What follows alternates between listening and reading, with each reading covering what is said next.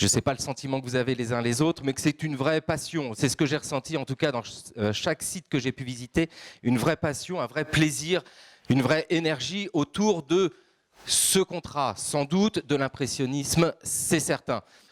Aujourd'hui, il y a cette amorce d'une longue aventure que je trouve un peu une aventure de dingo, parce qu'il faut se lancer dans quelque chose d'aussi complexe, mais qui va aboutir à des choses absolument, sans doute, merveilleuses. J'espère que ça va permettre de raisonner avec l'envie collective que nous avons de montrer nos paysages, nos œuvres au public et de valoriser complètement cette période incroyable de la fin du 19e et du début du 20e siècle dont on parle bien souvent dans nos musées.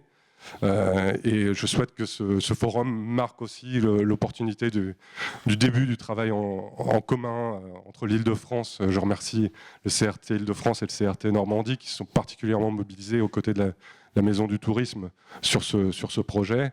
C'est avec plaisir et avec honneur, en tant que président de la Maison du Tourisme Normandie-Giverny, d'être le premier élu à m'exprimer ce matin et d'inaugurer de la sorte le forum du contrat de destination impressionnisme Normandie, Paris, Île-de-France, ici à Giverny. Ce contrat de destination sur le thème de l'impressionnisme est une démarche innovante qui permet de casser ces frontières administratives et si étrangères au tourisme.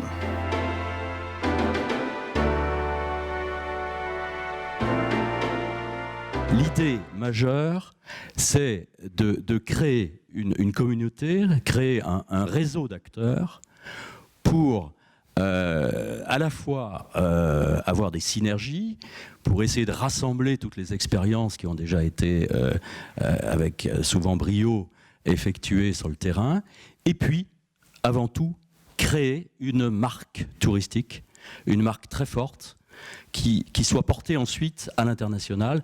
Il faut être très clair, il ne faut pas attendre de ce contrat de destination qu'il devienne tout d'un coup un réservoir de financement.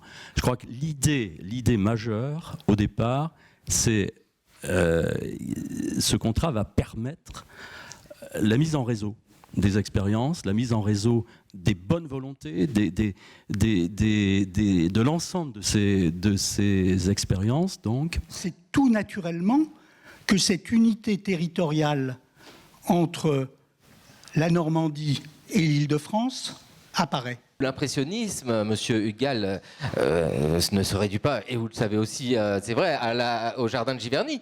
L'impressionnisme doit se comprendre sur un territoire immense qui va donc du Havre à toute l'Île-de-France. Ouais. C'est-à-dire que le contrat de destination, c'est pas juste une marque, une affiche, voilà. Ça va plus loin. On fait du tourisme culturel. Et donc ce tourisme culturel, il doit s'appuyer sur des réalités culturelles. Et on a cette chance qu'il y a des lieux où la marque impressionniste est très forte, partout, dans toutes ces deux régions. Il y a des sites majeurs mais sans œuvre, il y a des sites majeurs avec plein d'œuvres.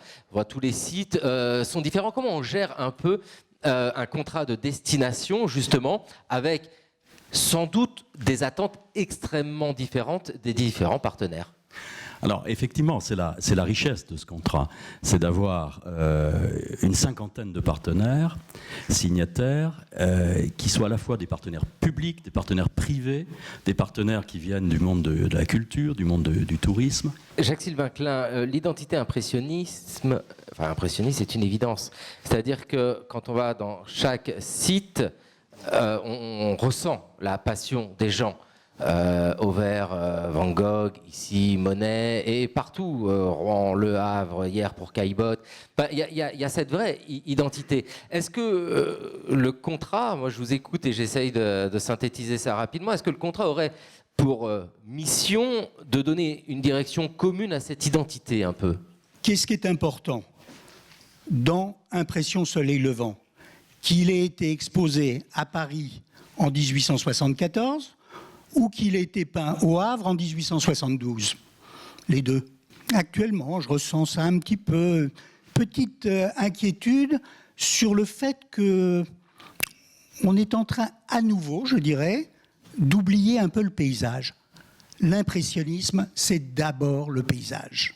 J'ai un sentiment très profond qu'il y a dans cette salle, bien sûr, mais aussi au-delà de cette salle, des acteurs, des partenaires sensationnels qui ont beaucoup œuvré déjà pour cette thématique, pour la mise en marché de cette thématique.